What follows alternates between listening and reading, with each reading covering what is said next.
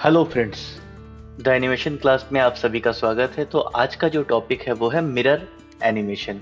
किस तरह से हम किसी एनिमेशन का मिरर क्रिएट करते हैं या हम उसका रिवर्स एनिमेशन क्रिएट करते हैं, ये आज का हमारा टॉपिक होने वाला है। इसमें हम एक सबसे इजी और प्रैक्टिकल मेथड कवर करेंगे। तो आइए इस मेथड को शुरू करते हैं।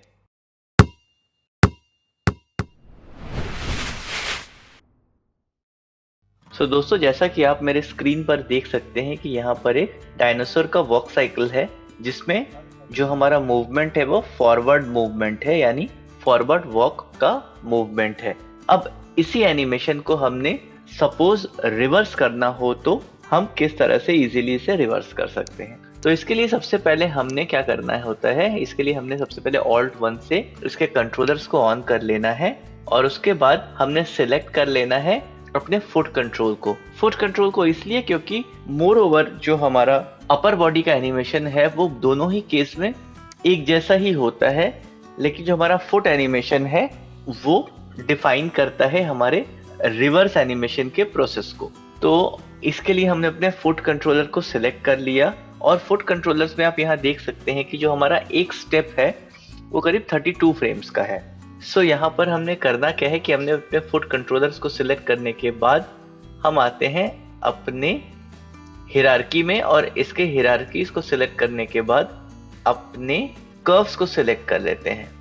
अगर आप यहाँ पर देखें तो आप यहाँ देख सकते हैं कि जो एक स्टेप का एनिमेशन है उसमें करने में हमें 32 फ्रेम्स लगे हैं।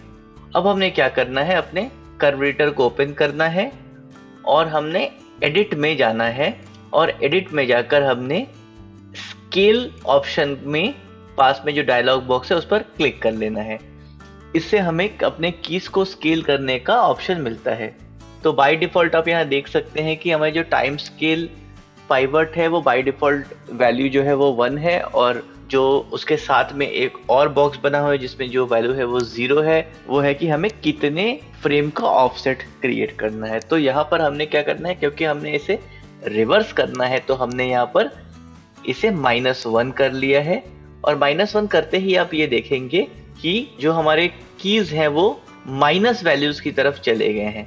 अब अगर हम इसे मैनुअली ड्रैग करते हैं तो जैसा आप अभी हमारे स्क्रीन पर देख सकते हैं इस तरह की वियर्ड चीजें होती हैं।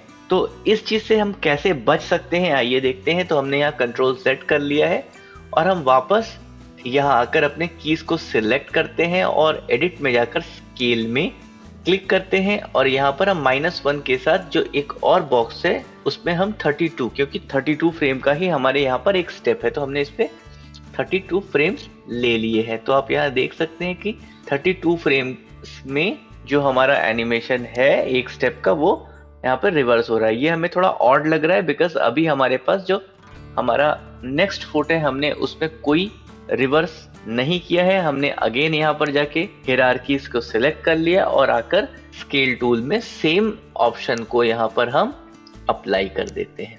और अप्लाई करने के बाद अगर आप यहाँ पर अपने एनिमेशन को प्ले करें तो आप यहाँ देख सकते हैं कि जो आपका एनिमेशन था वो रिवर्स हो चुका है। अब इसमें एक अच्छी बात यह है कि यहाँ पर आपको अपने एनिमेशन को बेक करने की कोई ज़रूरत नहीं है, यानी आप अपने एनिमेशन का बहुत इजी और बहुत प्रॉपर मेन फाइल इस मेथड से क्रिएट कर सकते हैं।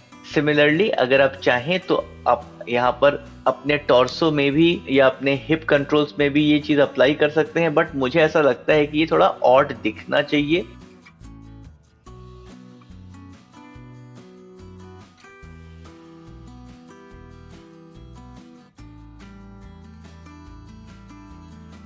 जी हाँ, ये देखिए ये थोड़ा ऑड लग रहा है क्योंकि जैसा कि मैंने अभी कहा कि जो मोर ओवर हमारा टॉर्सो का जो मूवमेंट होता है जो हमारे पेल्विस से वो एक ही तरह का होता है, जो यहाँ पर रिवर्स हो चुका है इस वजह से बहुत ऑड लग रहा है। मैं इसको वापस से रिवर्स कर लेता हूँ और आप यहाँ देख सकते हैं कि किस तरह से हमारा जो रिवर्स वॉक साइकिल है वो बन चुका है, हमारे एनिमेशन का मिरर एनिमेशन बन चुका है। तो आशा करता हूँ दोस्तों आज का ये छोटा पर बहुत ही इम्पोर्टेंट सेशन आप सबको अच्छा लगा होगा।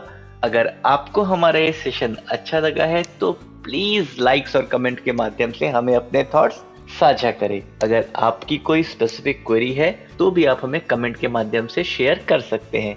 मिलते हैं हम अपने अगले सेशन में, तब तक के लिए आप सब ख्याल रखें अपना, अपनों का और हमारे इस समाज का। धन्यवाद।